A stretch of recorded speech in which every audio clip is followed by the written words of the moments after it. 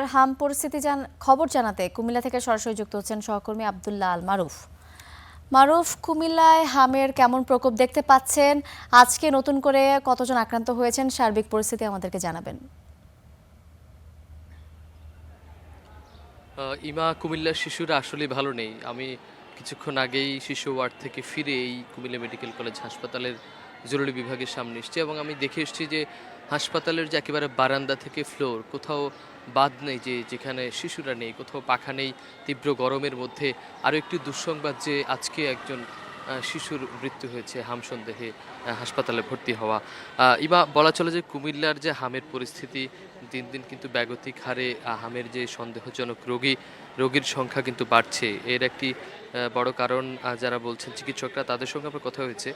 তারা বলছিলেন যে বেশিরভাগ রোগীরই তারা টিকা দেয়া হয়নি, যে কারণে রোগীর সংখ্যা, টিকা না দেওয়া রোগী, হামের রোগীর বা হাম সন্দেহে রোগীর সংখ্যা কিন্তু বাড়ছে। যেটি সিভিল সার্জন কার্যালয়ের সূত্রে আমরা জেনেছি, গত ২৪ ঘন্টায় হাম সন্দেহ রোগীর সংখ্যা ৫০ জন তারা চিকিৎসার জন্য এসছেন কুমিল্লার বিভিন্ন হাসপাতালে, সরকারি হাসপাতালে। এছাড়াও এখন পর্যন্ত একজনের মৃত্যু ছাড়াও আরেকটি তথ্য জানিয়েছেন হাসপাতালের যে সিভিল সার্জন, জেলা সিভিল সার্জন। তিনি বলেছেন যে এই যে ২৪ ঘন্টা গেল, ২৪ ঘন্টায় তারা ১৫ জনকে ভর্তি করেছেন বিভিন্ন হাসপাতালে। তার সঙ্গে বেসরকারি হাসপাতালগুলোতেও আমরা খবর নিয়েছি শিশু রোগীর সংখ্যা ক্ষণে ক্ষণে বাড়ছে। বেশিরভাগই হাম সন্দেহ, যে হামের যে উপসর্গগুলি রয়েছে সেই উপসর্গগুলি নিয়ে কিন্তু এই রোগীরা ভর্তি হচ্ছেন। তবে আরেকটি তথ্য জানিয়ে রাখি, স্বস্তির তথ্য, যেটি গত কয়েকদিনের তুলনায় আজকে বেশি হয়েছে।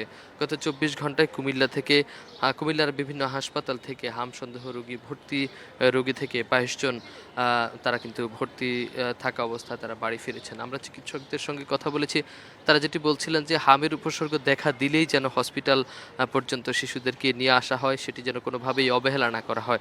তার সঙ্গে আমরা দেখেছি কুমিল্লা মেডিকেল কলেজ হাসপাতালে শুধু শুধু হামের যারা রোগী তাদের জন্য মূলত আলাদা করে আইসোলেশন ওয়ার্ড করা হয়েছে, অর্থাৎ এই ওয়ার্ডটিতে হামের রোগীদেরকে ভর্তি রেখে চিকিৎসা দেওয়া হয় আলাদাভাবে। বলা চলে যে কুমিল্লার প্রস্তুতি ভালো। আগামীকাল হামের যারা শিশুদেরকে হামের টিকা দেওয়া হবে বলেও আমাদেরকে জানিয়েছেন জেলা সিভিল সার্জন। ইমা, এই ছিল কুমিল্লা থেকে আমার কাছে সর্বশেষ। ইমা। মারুফ, আপনাকে অসংখ্য ধন্যবাদ।